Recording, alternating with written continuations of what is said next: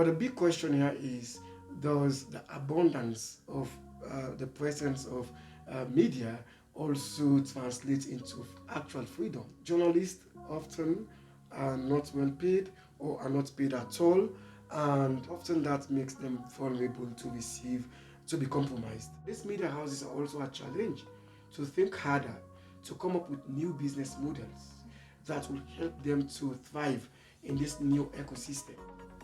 Covering protests and situations like that, journalists even have to take an extra step. And newsrooms, it's not just the journalists, have to do their own duty to make sure that they have measures in place to protect journalists.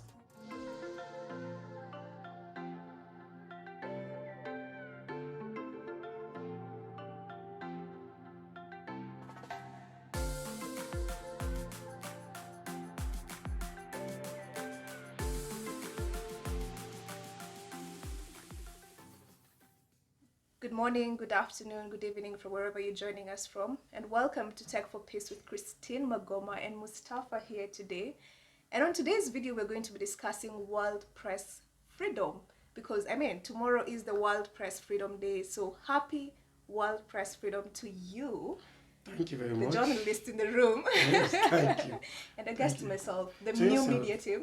Yeah, you must consider what you're doing as journalism as well, because we no longer define journalism in the old terms. Today, when we talk about journalism, we are not only talking about legacy media, we are not only talking about television as we used to know it, and the newspaper. We're also talking about new media. What you're doing at Tek4Peace is that definitely reflect the new media. We cannot consider it any more or less, but a very important component of what media represents today. And that's something we're going to be talking about, the role of new media in ensuring that press freedom is actualized. But first of all, I want us to begin by getting to know who you are and what you do. So welcome to Tek4Peace. Thank you very much, and hello everyone. My name is Mustafa Dumbuya. I am a Sierra Leonean journalist and a media trainer as well.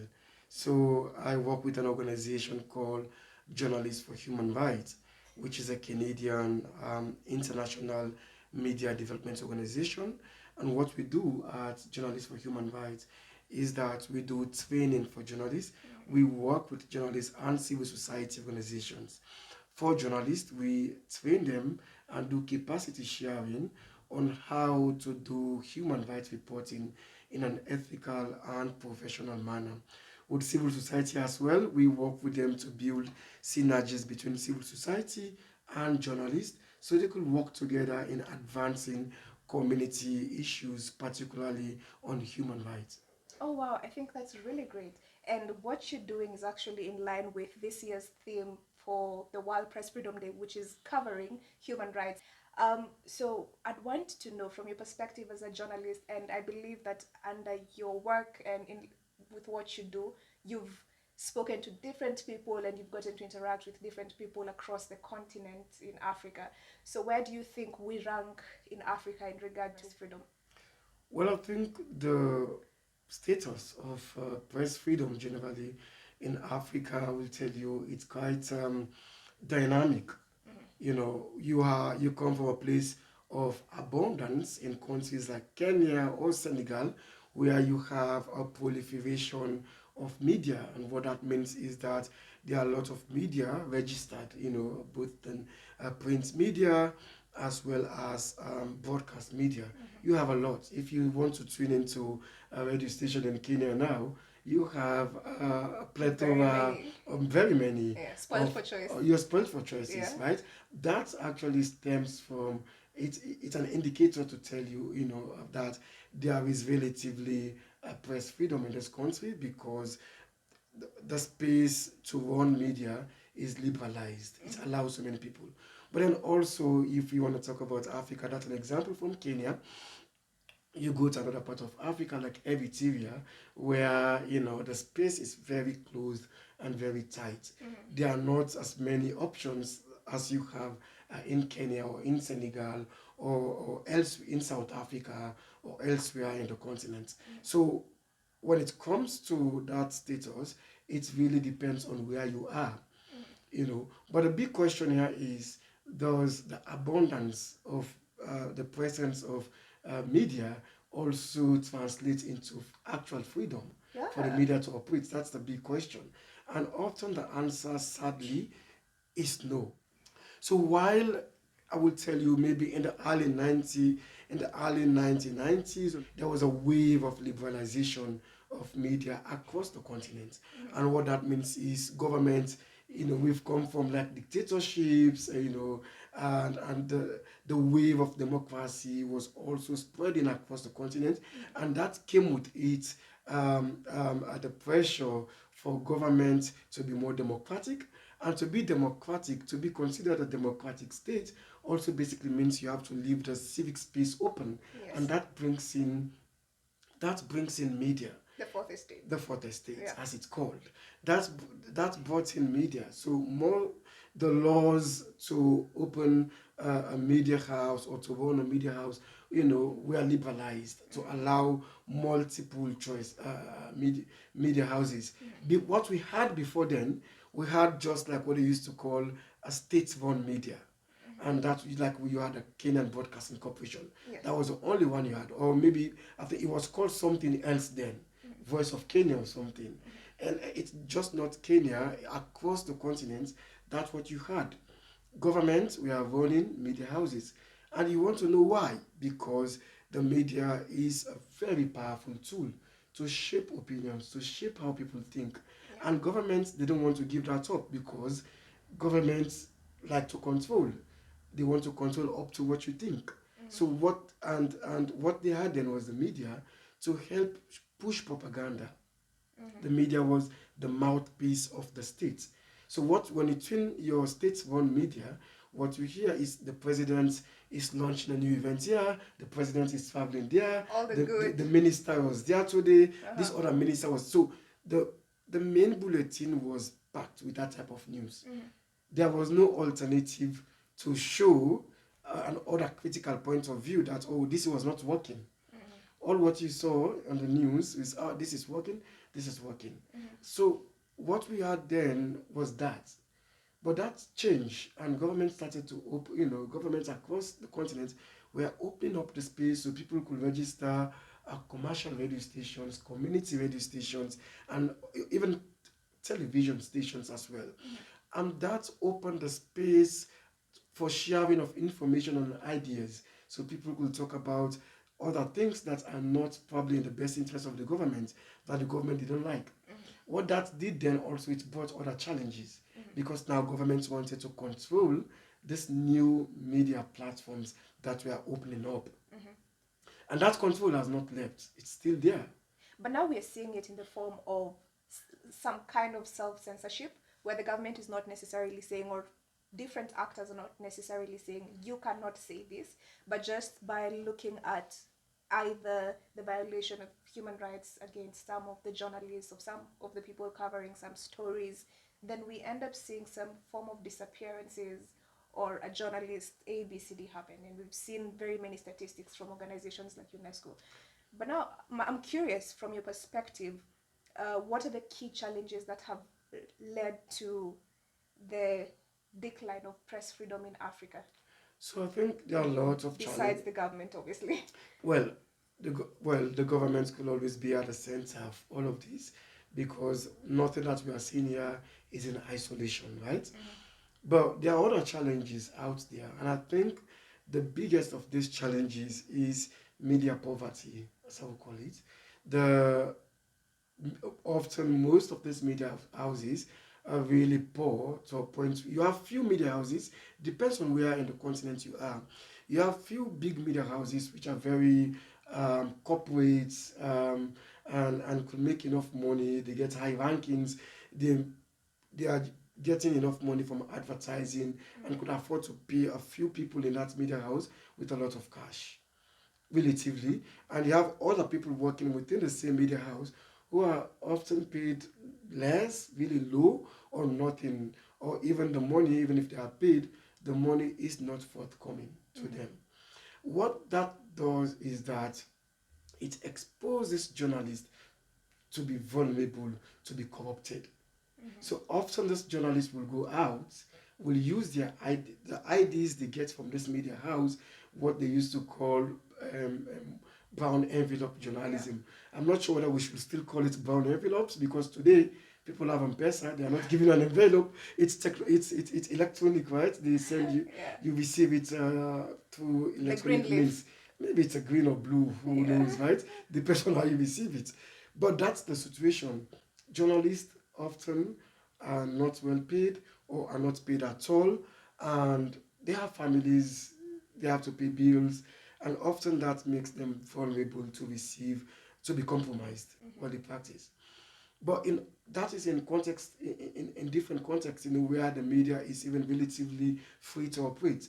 In other countries in the continent where secure the security and safety of journalists is not guaranteed when they tell certain stories, that also leads to self-censorship, because the journalists are worried, because they've seen what happened to the colleague or to Yeah. another journalist before. So whenever you're thinking about telling a story, especially if it's a contentious story that is going to expose corruption, that is going to get someone to lose their jobs, or expose what is not in the open, definitely there are security implications for those stories. And often journalists depends on the ecosystem in where they operate. If they operate in an ecosystem where it's dangerous to do so, the journalists will hold back. Yeah. That's self-censorship. That is not the government telling you Not to do. not to do this. It could not be even the government. It could be a corporate. It could be companies. Often it also could come from powerful corporate institutions that have the money, they have the resources, they have the influence. Can also could also be a threat to press freedom. So why the government is important is that the government has an obligation to protect press freedom. Because remember, when we talk about press freedom, we're actually talking about freedom of expression, freedom of speech. And the freedom of expression or freedom of speech is a fundamental human right that is protected in several international human rights instruments, starting with the Universal Declaration of Human Rights, UDHR. It's also protected in the International Convention of Civil and Political Rights, which is the ICCPR, Article 19. So whenever people talk about Article 19, we're basically talking about the freedom of expression, freedom of speech. And even when you talk about regional instruments like the African Charter on Human and People's Rights, Article 9 of the African Charter also protects this freedom. That tells you this right does not only protect journalists or activists, it protects everyone, every citizen. We're all entitled to it. The freedom of the press is an extension of this right, of the right to free speech. So basically, because the right to free speech says everyone is entitled to have an opinion and to express it with whatever medium they choose to do so, without any frontiers. Speaking about different mediums, from my understanding, the reason as to why right now money is no longer a lot of money is no longer being pumped towards mainstream media is because we have the emergence of new media. So how can journalists out there leverage new media to still tell their stories in a responsible way and still amplify the need for press freedom? That's a really important point, Christine. New media certainly is a threat to the establishment, if you like. So, like legacy media, Yeah. it's a threat, but not a problem. Okay, thank you. I'm no longer the problem. Right. So, because what has happened is the space has been liberalized and democratized. People no longer wait for the 9 p.m. bulletin because someone like you can break it. Yeah. And what this means is that the legacy media also has to adapt and use the same new platforms that are coming up, and they are already doing so. If you watch all the legacy media, they are already um, adapting. They have some of them already have TikToks handles, or Twitter or Instagram. They do. So they already, they're also bringing up their game if you like, right? Because they know you have a huge youthful audience to get to, and they are not waiting for 9 p.m. for you to tell them what's going on. Yes. They're gonna go to Instagram, they're gonna go to Twitter to get it. Yeah. So what this means is this has posed a challenge to the established, if you like, old media, to also harness these new platforms to advance, to enhance their work. My theory is what I believe, and this is a theory that I discussed with a friend, is the news is dead. Really? The news is dead. The news as we used to get it is dead. So what people are craving for the new way is storytelling. People want to hear stories. Stories about themselves, stories about their loved ones, stories about the issues that impact them on a day-to-day basis. Right? Things that affect them, things that they can connect with, that affect their community. That's what people are craving for. We have to tell more stories, and we have to tell the stories with a human face in a compelling way. With the news, I mean, by the time you tell the news at 9 p.m., it's already out there. It's no longer news. It's no longer news, right? You're not breaking anything. You're not breaking anything. So news, it should be new, Yeah. right? So you're not saying anything new. What makes it different is that the TikToker or the Instagrammer who first posted it, they just told it as it happened. What you can do is to go beyond that, to find the people behind it, to talk to them, to learn about their experiences. That's what people want now. But when talking about stories, I might be digressing a little bit from the topic of the day. We have seen It's very your shoe. It's your shoe. I do not want to lose our audience. It's your shoe. Okay. We have also seen some doctored stories, especially when it is times for elections in different countries. And I remember reading the book Becoming Nigerian, and the author states that blessed is he who can trend information or trend a hashtag, because theirs is the kingdom of bank alerts. So we have an influx of disinformation and misinformation in new media platforms. How then do we get those who are trying to do that, which is just supporting human rights and ensuring that press freedom is on the rise, to amplify their voice? How do we get to amplify their voice when we are competing with those who are blessed with bank alerts to spread disinformation? Yeah, absolutely.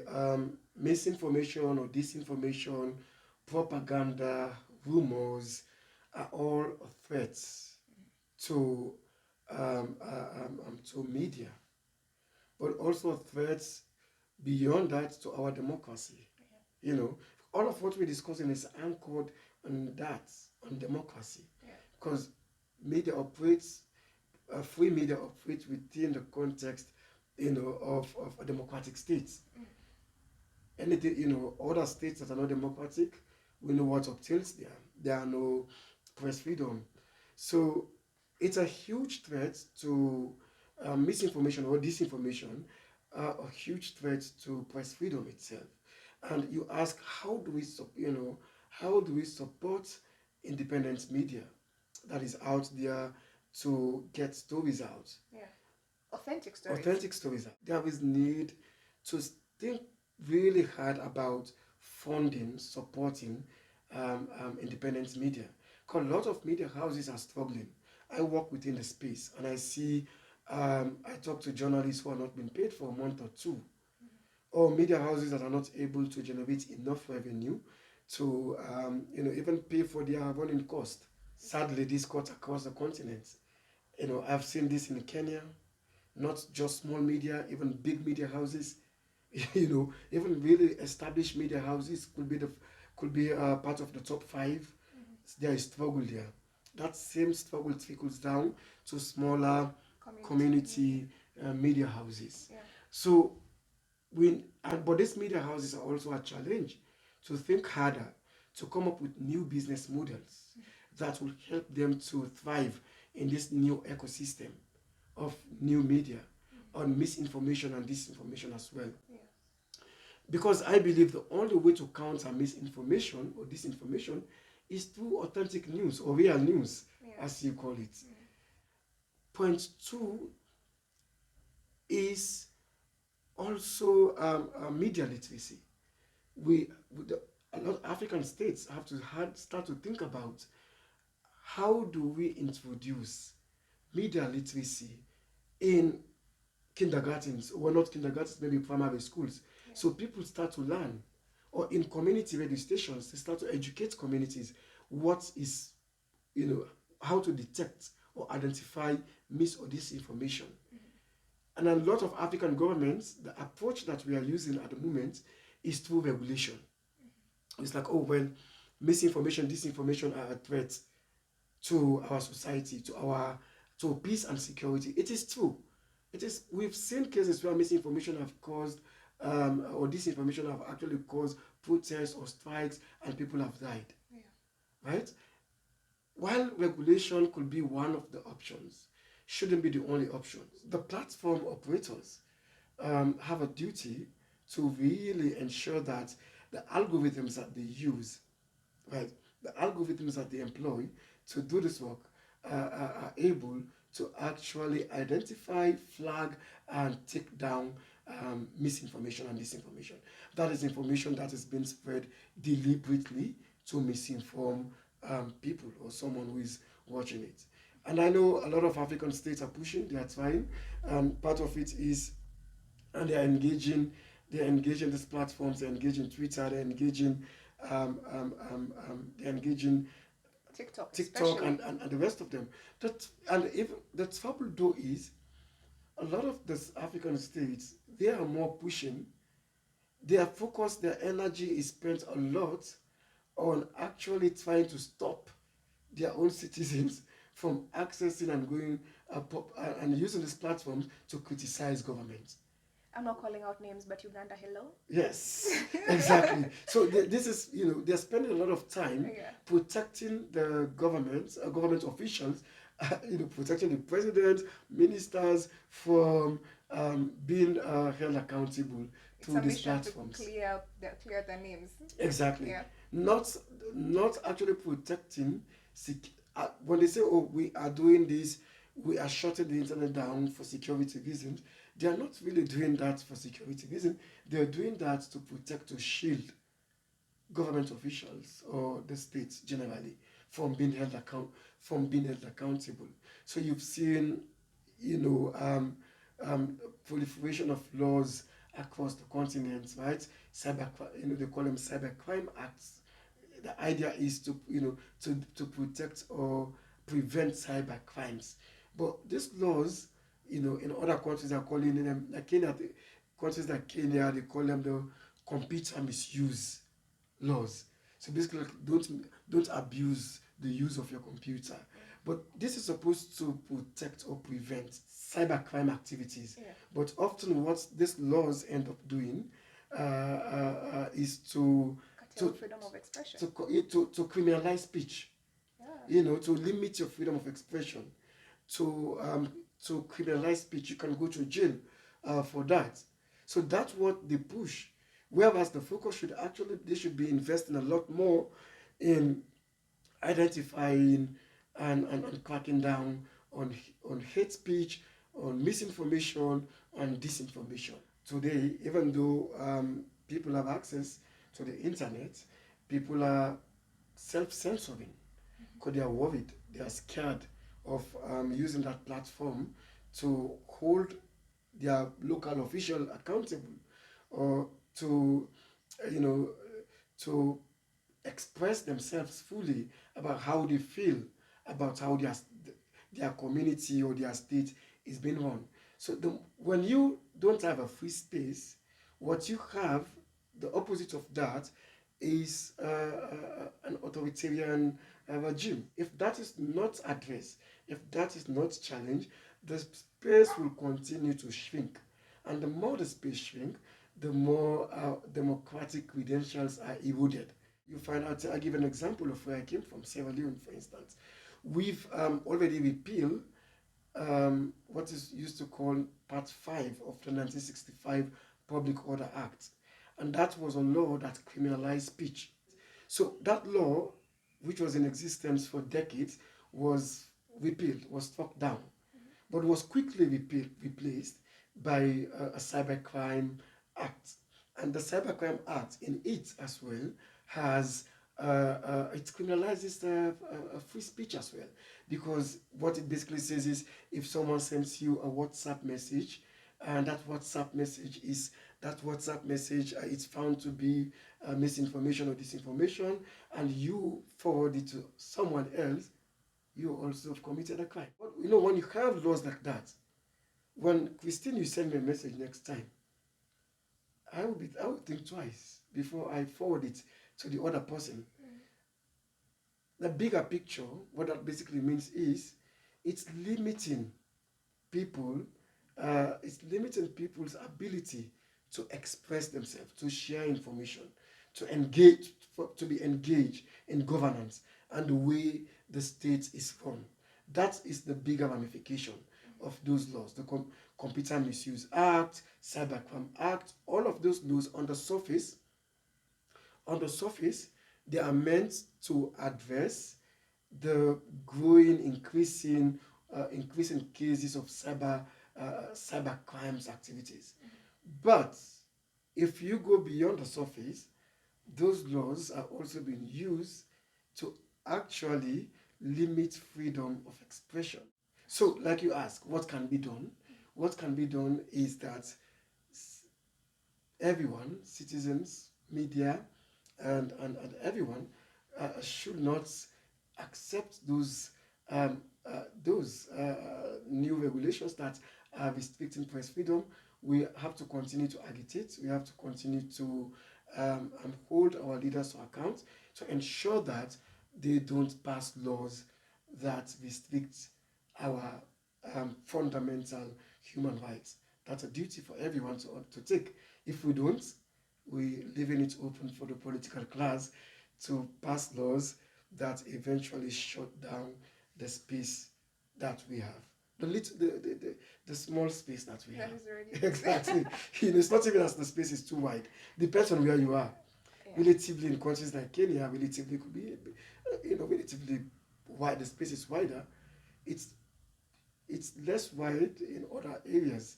So wherever you are, wherever you find yourself, you have to assess how much civic space do you have, and then agitate to ensure that it's never enough. And I would like to quote from the revered Professor Wangai Matai. She says human rights are not put on the table for people to take home, right?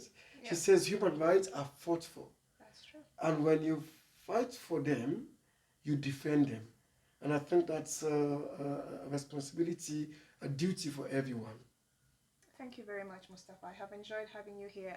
As we wind up, and now that you've mentioned Wangari Maathai, I'd like to hear from you, maybe a parting shot on how journalists can still report responsibly and independently while protecting themselves. Looking at, for example, Kenya, we have mandamanos going on, and the unfortunate bit is that journalists are a target because some people do not want this information out there. So, how can we ensure press freedom, that the public receives information, credible information, but still journalists are safe? Are there tips for them as we close this? Yeah, so we are in the phase or times of breaking news. Yeah. Everyone wants to be the first to break the news.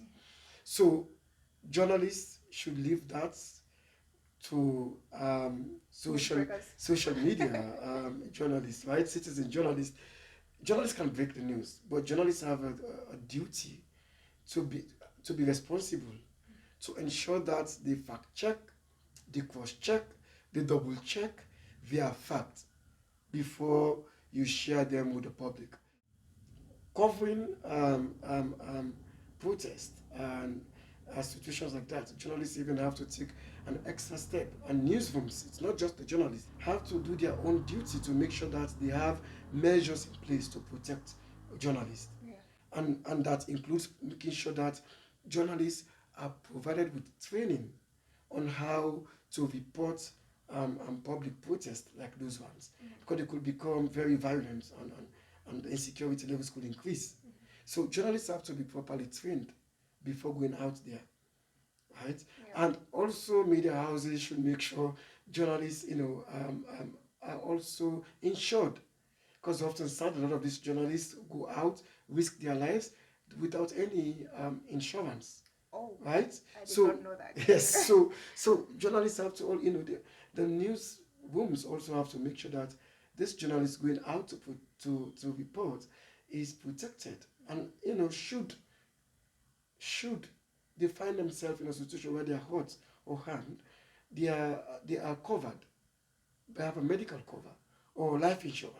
And the most important thing is the state, the police, and both the organizers of the protest and the state security agencies. But the responsibility lies heavily on the state security agencies to making sure that journalists are protected while doing their jobs in the field. That's very important. And part of the newsroom's responsibility to ensure that the journalists are safe, it's also to ensure that they don't only train them, also provide them with the gadgets or tools they require to be safe, like flak jackets, helmets, right? Yeah. And to ensure that the public or protesters and the security agencies could clearly tell this is a journalist. And, we Not a can, protester. not a protester. Yeah. They are journalists, they are protected doing their job. Thank you very much for coming to Tek4Peace. It's my, I have gotten to understand a little bit more about world press freedom and press freedom and the state of press freedom in Africa. it's my pleasure, and thanks for having me. And yeah, I wish you as well a happy World Press Freedom Day. Happy World Press Consider Freedom Day. yourself as part of the bigger ecosystem of media. Thank you very much. Welcome. Thank you. Thank you guys for watching, for listening to Mustafa here with his vast knowledge and what he does. I have enjoyed listening to him as well as learned a lot. If you have a question for him, if you have any comments, comment down below. Let us know what you think, or even if you agree with him. What are your opinions on the state, or rather the current state of press freedom, especially in Africa? And let us know, what country are you listening to us from? We'd really like to know that. Thank you very much. Please like, subscribe, and share. Goodbye.